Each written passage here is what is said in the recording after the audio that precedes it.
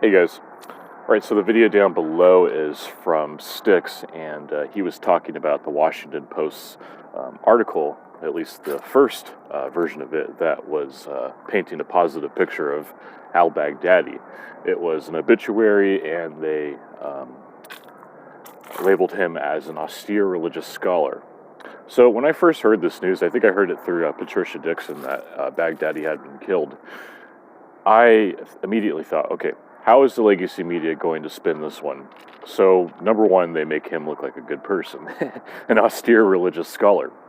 And number two, you even had people like Tulsi Gabbard come out and give a backhanded congratulations to Trump in his decision to order SOCOM to go get this guy. And I have seen footage of the dead body, and yeah, he was pretty messed up when he died. Um, and Salty Cracker during the stream last night, for a little sidebar here, he was saying like, he got somebody who sent him a super chat and then said, "Where did al-Baghdadi go after he died?" And I think the punchline was like everywhere, and so like, oh, heaven or hell or whatever. I thought that was pretty funny. And President Trump, I mean, he basically said that he died like a bitch. He of course used a more genteel word, dog, and like a coward. And he did die like a coward. I mean, he took his 3 children down this dead-end tunnel and detonated his vest, his explosive vest, and killed his 3 children. I mean, the guy was a total coward. He was only a brave person in his mind when he was surrounded by his bodyguards. And now that he's dead, I think a lot of people are happy, especially in that region of the world. They look at it as a strategic victory as well as a moral victory, So I think that this is also going to lead to our decreased involvement in the Middle East, because we got rid of one of the main figureheads, part of that operation over there. I believe he was associated with Al-Qaeda. And I'm sure there's some crossover between Al-Qaeda and ISIS, but either way, these are 2 very bad groups. Our deep state has had a role in creating these, No Name, Obama.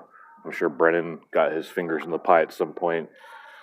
And I hate to say it, Lindsey Graham, he probably has played a role, but we're hoping that he's been flipped. It seems like he's really walking a thin line here in terms of his allegiance to both the president and the deep state, which is very unfortunate. I mean, he's always going to condemn decisions like, to take out troops out of Syria. It's highly regrettable because I'm getting $1 million per year from the military-industrial complex. So yes, I think it's a very dangerous move and all this bullshit. But yeah, I think this is a good thing.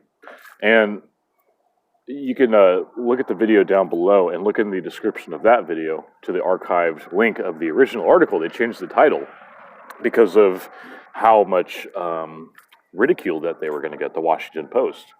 And of course, the editor came out with a retraction and said, well, we're sorry, we didn't mean to paint al-Baghdadi in a positive light. Too little too late, and I don't think most sane people at least, are going to buy that. And here's another thing too. I think that the people that, read these articles from, the majority of those who read these articles from the legacy media, from WAPO, New York Times, The Atlantic, Business Insider, as Styx mentioned, all these, the Wall Street Journal, there's probably Politico, countless list of all these NPC propaganda rags.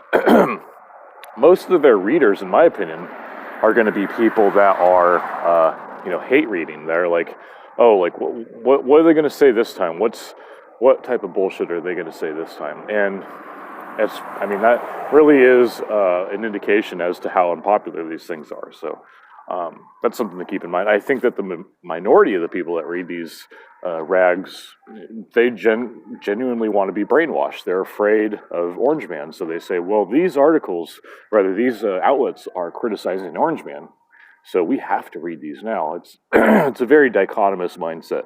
Unfortunately, a lot of stupid people have gotten themselves into, and it's up to them to, if they want to look at it from a third angle, because that's the only way to look at it. look at it from your own perspective. Don't rely on others to tell you how to think. That's a very weak and unenviable position to be in. All right, guys. Thank you so much for watching. God bless. See you later.